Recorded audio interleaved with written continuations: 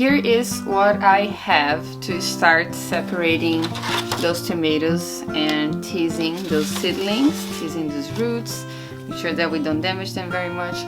I first always start with some pre-moistened potting soil. This is organic potting soil. I can list a few different varieties below, but you can use the one of your preference. When you're doing this, you should try to use potting soil, not garden soil, because it's too dense, and then it's also sterilized, so make sure there's no bugs or anything inside your house. If you do inside your house like me, I'm gardening in New York City in a small apartment, and I have a little patio garden outside, but I have to start a lot of my things inside to make the most of the season, so my tomatoes are living inside my house now. Now, pre-moistened potting soil, you just get a little bit of water and lightly moisten it if it's too dry. I'm going to fill up those little trays. You don't need to use this. You can use, you can upcycle things. You can use a half of a milk carton, or you can use soda bottles that you can just cut it up. So it's up to you. But since I do a lot, I do have a few of those here. And you want to press it in there. Don't press it too firm. You press it lightly. You want to have some space for the roots to get stable in there. There it goes. It looks like this. I like to fill up all the way to the top because when I water, this is going to go a little bit down. Now after this is filled, I like to get this ready first. I always label what I'm going to be doing. So this is a yellow purple tomato that I am separating first. So I'm going to make sure this is labeled over here, especially if you're doing a lot of them. It's good practice to label. And then I'm going to poke a hole, big hole, kind of deep, because these plants are a little bit bigger. They're not, and then all the way to the bottom, especially tomatoes, they like to be planted deep. I'm gonna keep this in here just so it's not too messy. They are heavily planted together.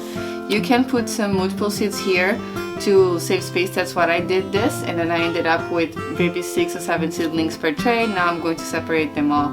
So to do that, try to get close, I just put my finger all the way in, and gently you want to feel the roots. I'm going to take this one up here first because it's, so you can see this guy here, see?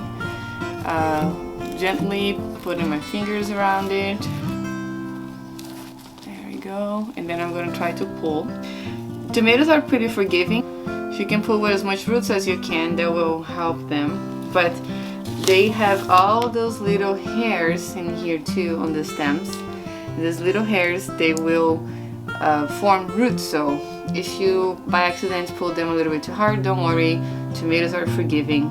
And then I'm gonna get them here and put in this hole. Now tomatoes also like to be planted deep for the same reason, because they will root up the stem, so that's we'll end up with a bit of a stronger plant. So I'm planting them very deep, as you can see here.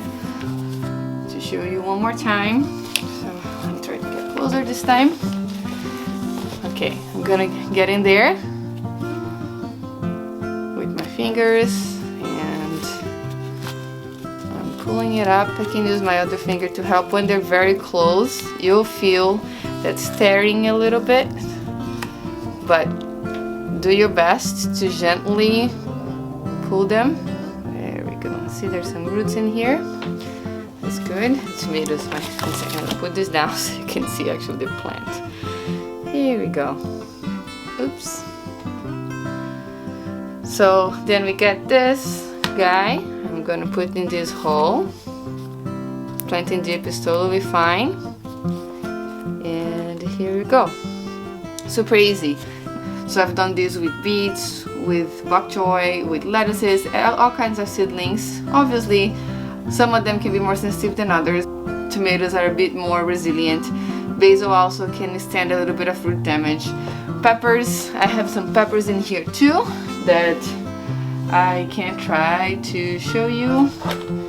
So it would be the same process if you're going to do with my peppers. Those are not heavily sown, there's only the 1 or 2 per tray. But I would go here, same thing, put my finger, try to separate them. Those peppers are a little bit bigger, so I'm gonna actually lay this down so I can use both hands. And there we go. Just you can look at it, go, be gentle. Oh, those are beautiful. Look at that. So even with a little bit bigger plants, you can do that as well. I'm gonna put this pepper in here on the side because I don't have a home for it yet. I just wanted to show, but it's going to be also repotted today. And that's it, very simple. So with your finger, go it gently. These ones are easier now because I already took 2 out. Pick them up and replant them. So you can do that with all the seedlings that you have. I encourage you to try it and you have space in your garden. You can experiment and use your seedlings that you're growing outside.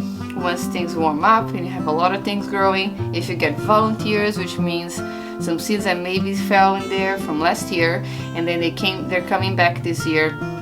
Or they just get a random sprout in there, like a tomato that fell, and you've seen the tomatoes coming. If you want to keep them, but they're not in the right spot, you could do the same thing. You gently go there, pick them up, and transfer them. And teasing the roots means separating them. So you can, I'm gonna pull a whole, this one has 4 of them. Now I'm going to pull all of this thing out so you can see what I'm actually doing. It's a little hard with this trace, but it's hopefully don't make a mess. I'm gonna move this in here. As you can see, you see all of these little baby plants. There we go. They're all together. You can just tease the roots, meaning that you're gonna go really, really gently. Hopefully, can you a little bit closer even. So gently poking them out. And here we go. Now we have 4 tomatoes, little tomato plants with the roots all separated, and I can just repot them in this. So I'll put it back now in this tray over here.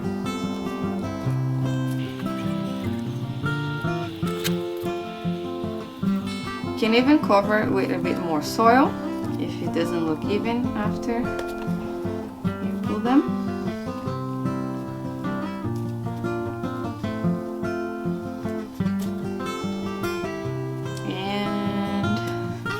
Here we are, brand new tray. All the tomatoes are now planted a little bit deeper. That will encourage some healthy root growth. And if you have any questions, please leave a comment down below, and I'll see you next time. Thank you so much for watching.